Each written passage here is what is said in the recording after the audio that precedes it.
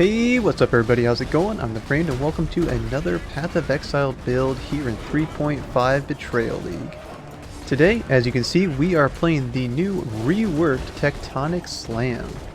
The main change to the new Tectonic Slam is that there is a 35% chance for it to consume an endurance charge, which will create its charged slam. This charged slam now deals 60% more damage as opposed to 18% more damage in previous leagues. Other than that, it's basically the same, though it kind of seems like there might be a little bit more area effect, but I haven't seen any actual confirmation on that. But it does feel pretty good. This has been a pretty cheap build to get going, but before we get into things too much here, like always, let's sit back, relax, and watch a little bit of gameplay.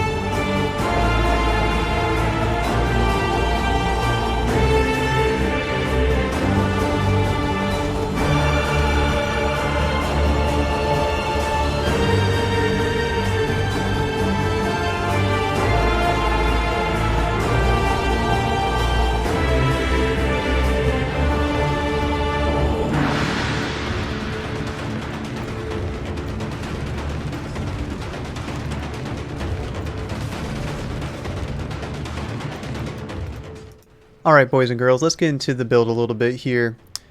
Since we are playing Tectonic Slam, we do need, or is more beneficial, to have a character that generates endurance charges. And what's one of the best characters that does that? It's the Juggernaut. So we are going to be playing as the Juggernaut here, and we are up to 7 endurance charges, which makes it pretty easy to get that charged slam off. We're currently just a level 88 Juggernaut here. We're still in the process of doing some leveling, but we're also just kind of getting into red maps here. Still pretty early in the league, and I don't get a whole lot of time. First off, let's go over our items. And the main items that kind of make this build work are these 2 swords here. You can see I am using the Razor of the 7th Sun swords. And these were reworked a little bit here in 3.5 to do essentially a little bit more damage. The main difference here is that they increase the physical damage that these swords do. They just increase the added physical damage, which definitely increases our DPS, our damage output. And one of the main things that really makes these swords really good for this particular build is the fact that it does more damage to ignited enemies. We'll get into things a little bit more here, but we do have 100% chance, actually I can look at it here, scroll down, we have 100% chance to ignite with our Tectonic Slam, and that means that we're doing more damage because with the mod here on the Razor of the 7th Sun, is we do 100% more, 100% increased damage to ignited enemies. The fact that these are the only 2 uniques that we really need to get this build going makes this build pretty cheap and easy to get started. Early in the league here, I bought both of these swords, which are pretty well rolled. They're not perfect, but they're pretty close. I bought both of these swords together total for 5 chaos. It's pretty good. Some starter swords that essentially, looking at my path of building, just using these swords and a whole bunch of just random rares gets me up to 1 mil just because of these swords. Not too bad. Not too bad at all. But like I said, other than these swords are pretty much all of our other gear pieces is just rare life resist items. It's just life resist, life resist, life resist, life resist. The only other unique that we have on right now is the Belt of the Deceiver, and that is mainly just for the Intimidate, which gives us just a little bit more damage. Not too expensive whatsoever. This is just with these items here, probably around 60 chaos, even including the 6 link. I got that 6 link for 20 chaos. I threw an essence at it to get the rolls on it. I bought it white, but all in all, it's about 60 chaos right there. And essentially our other items here, or at least our flasks, got a diamond flask for more crit damage. We got ourselves a wise oak for the fire pen, because we do have our resistances high enough with our fire damage so that this will penetrate more fire resist on our enemies. And we got the Lion's Roar for more damage, and of course the Aziri Flask for more damage as well. Moving on to our skill gems here, we're going to go over our main setup, our Tectonic Slam. Tectonic Slam is supported by Combustion, which is going to help us get to our 100% ignite chance, but also gives us more fire damage. Very beneficial.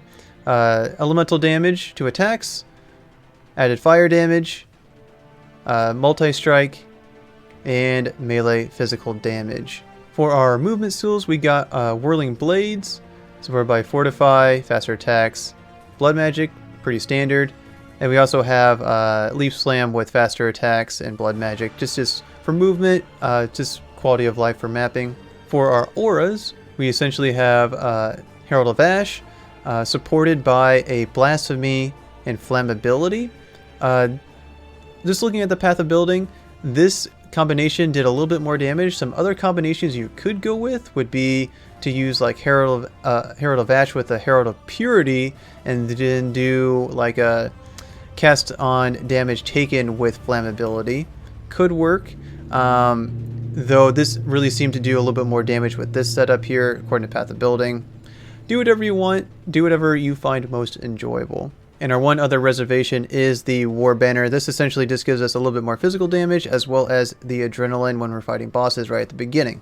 Other than that, we got ourselves the Summon Ice Golem. That gives us a little bit more crit, as well as a little bit more accuracy, which is good for the Juggernaut because we do get more attack speed based on our accuracy. Go over that a little bit later when we get to Ascendancies. And we also have Ancestral War Chief. This is supported by Maim, melee physical, and combustion, just cuz. So there's a lot of different directions you could really go with the skill tree. As you can see here, this is kind of what I went with. There's a few different ways. Like, you could make your way up here to get elemental overload. I decided to go with this though, just because I was curious what I could come up with. I did kind of play around in Path of Building with going up to elemental overload, and this just kind of seemed to do a little bit more damage. But I would say it's up to preference. I'll go over things here with what I did, though. So, get your life nodes here right off the bat. And when you do get your ascendancy for the accuracy, you do want to pick this guy up because it does give you more attack speed, but it gives you global accuracy rating, which will increase your attack speed as well. Make your way through the one-handed nodes. Got your life wheel here. Got your crit nodes, endurance charge and life. Endurance charge, life, and you got your sword nodes down here for a little bit more attack speed. Attack speed is actually what is really lacking on this build a little bit. We don't really attack all that fast because these swords are quite slow. You can see they're only 1.3. Not real fast, but it seems to feel alright for the most part. I'm going to close this here. Get our essentially attack speed and a little bit of damage here. Make our way into the Cylon life wheel. That's actually the direction we're going to go a little bit later, but I'll talk about that in a bit. Got yourself a jewel node here. Essentially, you're looking for life, attack speed, and some kind of damage. Ideally, you definitely want to go for the crit multiplier, but those are pretty expensive. At least with this combination, is kind of expensive right now. So I just went with generic damage. Make your way over here to the dual wheel nodes, life and endurance charge. Make your way over this direction to get the attack speed and global accuracy rating, and life and stun recovery. Got your dual wheel node. Got just another some damage and attack speed node here. Life, sword nodes, crit nodes, and another jewel node here. Got this guy right here just to keep our mana up. Go over our ascendancy a little bit here. We did make our way over this direction to get ourselves the endurance charge, and made our way up here to get more area damage when we have endurance charges. This also gives us endurance charges whenever we get hit, which helps us keep up our endurance charges, and we also get a chance to gain all of our endurance charges, or maximum endurance charges when we get hit as well. Then this is actually, this node here is what gives us a lot of our damage. It does allow us to get to the hit cap, which is 95%, and it gives us some crit and attack speed as well. Very, very beneficial. This is kind of what makes the Juggernaut, at least in my opinion. And for our Uber Lab, we did go ahead and get Unbreakable here for essentially the defenses. Not too crazy. But where are we going from here, guys? Essentially, we want to kind of make our way around the life wheel here. You can see our life is pretty low, especially when we start making our way into red maps. Gonna be hurting a little bit.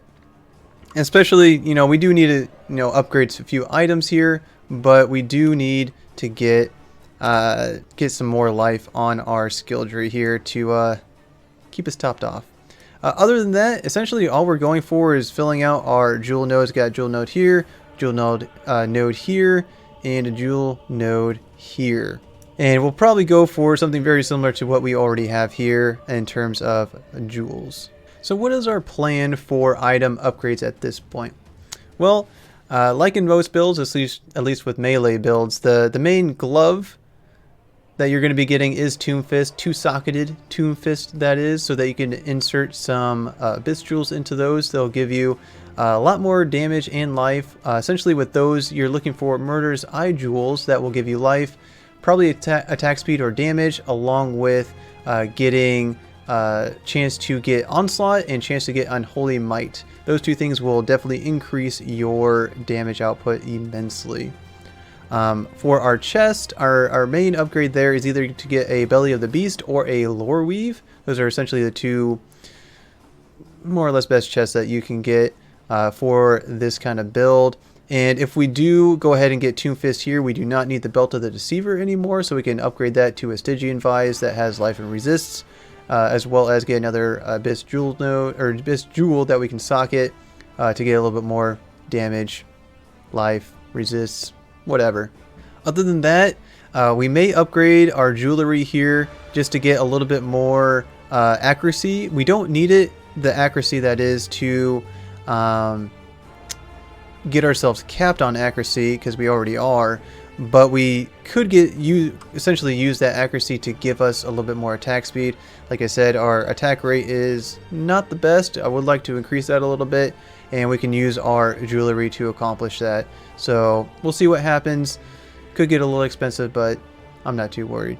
Well, to sum things up here, guys, this has been a pretty cheap and easy and enjoyable build to start out with, more or less, in the new league. I definitely suggest it if you're looking for something that you can just get going pretty quickly.